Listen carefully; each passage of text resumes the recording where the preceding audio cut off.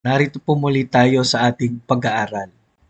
At sa point number 5 na po tayo, no?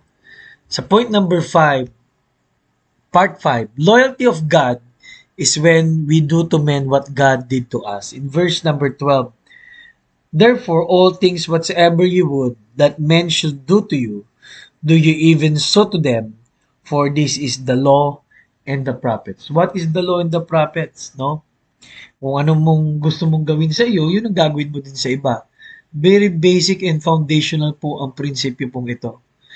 Pero, ang gusto pong balikan po natin is, ano po ba ang ginawa na ng Diyos sa atin para iganti natin sa Kanya?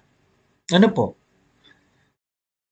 Ang dami nating pasasalamat sa Diyos na ginagawa. Pero paano tayo gumaganti sa Panginoon? Pangalawa, sa ating church, sa ating pastor, sa mga kapwa mananampalataya. Pangatlo, sa kapwa natin tao, no? Ang daming ginawa ng Diyos. Sana maranasan din nila. Ano po? Kaya yan po ang isang aplikasyon ng talata pong ito. Nawa po, maalala niyo po ng araw-araw po natin ay dahil lang may ginawa ang Panginoon.